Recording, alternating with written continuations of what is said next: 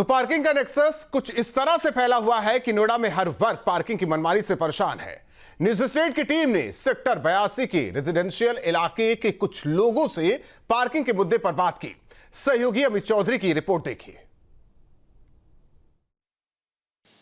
News nation network लगातार मुहिम चला रहा है नोएडा प्राधिकरण की पार्किंग पॉलिसी को लेकर हमने शहर में उद्योग चलाने वाले लोगों से भी बात की, मार्केट में भी बात की और छोटी छोटी दुकान चलाने वाले लोगों के साथ साथ जो लोग पार्किंग में गाड़ियां खड़ी करते हैं उनसे बात की और तमाम मंत्रियों से, विधायकों से भी इस मुद्दे पर बात की। नोएडा प्राधिकरण के सीईओ की तरफ से आश्वासन दिया गया कि इसमें सुधार लाया जाएगा, अवैध पार्किंग को बंद किया जाएगा और ओवर रेटिंग खास तौर पर उस पर भी नकेल कसी जाएगी, लेकिन कोई प्रभावी कार्रवाई अभी जमीन पर होती हुई नहीं दिख रही है। इसी सीरीज में हम सेक्टर 82 की एक सोसाइटी में पहुंचे हैं।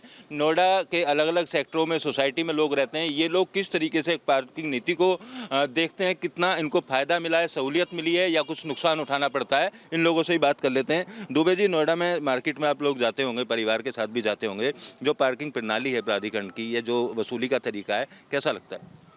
पार्किंग प्रणाली एकदम ऐसे समझो कि बिल्कुल ध्वस्त पूरे नोएडा में हो चुकी है। कहीं भी आप जाओ, अगर किसी को 50 गाड़ी खड़ी करने के लिए अगर किसी को पार्किंग की व्यवस्था की गई है प्राधिकरण की तरफ से, उसका पता ही नहीं है कि वो 300 गाड़ी खड़ी करवा रहा, 400 खड़ी करवा रहा।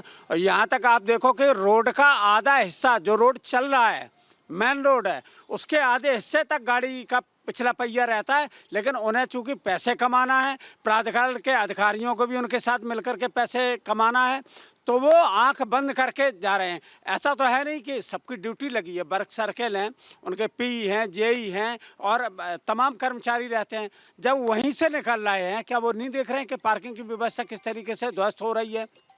तो पार्किंग की व्यवस्था जिस तरीके से ध्वस्त कहीं भी हो रही है, मुझे लगता है कि प्राधिकरण सबसे पहले तो काम ये करे कि एक लिस्ट जारी करे।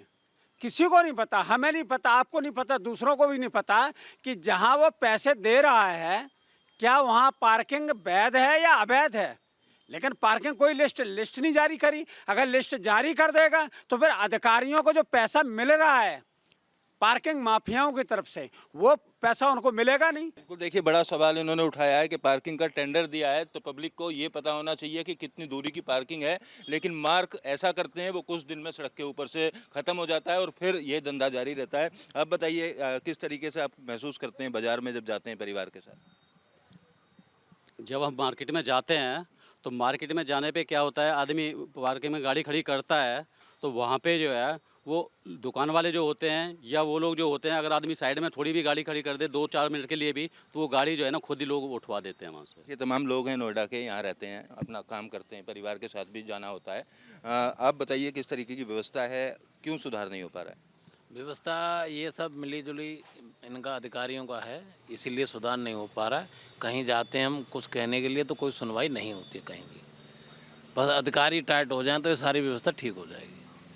देखिए, नोएडा के सेक्टर 82 में मौजूद हैं, सोसाइटी में रहने वाले लोग हैं, सभी लोग काम के लिए अपने गांव को, घर को छोड़ के यहाँ आए हैं। ऐसे में परिवार के साथ जब घूमने जाना हो या अपने काम से जाना हो तो पार्किंग माफियाओं की दबंगई झेलने को मिलती है और जो प्रणाली है उसमें पारदर्शिता नहीं है, कोई भी जिम्मेदार अधिकारी कार्रवाई नहीं करता है। इसी तरीके के जो जवाब हैं वो शहर के अलग अलग वर्ग के लोगों के सामने आ रहे हैं। फिलहाल नोएडा प्राधिकरण के सीईओ और ट्रैफिक सेल के अधिकारी कब तक इस व्यवस्था को दुरुस्त कर पाते हैं ये देखना होगा, लेकिन न्यूज़ नेशन नेटवर्क की मुहिम जारी रहेगी जब तक कि इस प्रणाली में सुधार नहीं हो जाता है।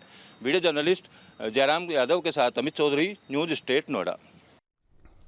जहां भक्ति है हर शब्द में, कथाओं में छुपे हैं दिव्य रहस्य और ज्योतिष देता है जीवन को दिशा। धर्म से जुड़ी हर बातों को जानने के लिए हमारे चैनल स्तुति को सब्सक्राइब करें। चैनल पर जाने के लिए इस लिंक पर क्लिक करें।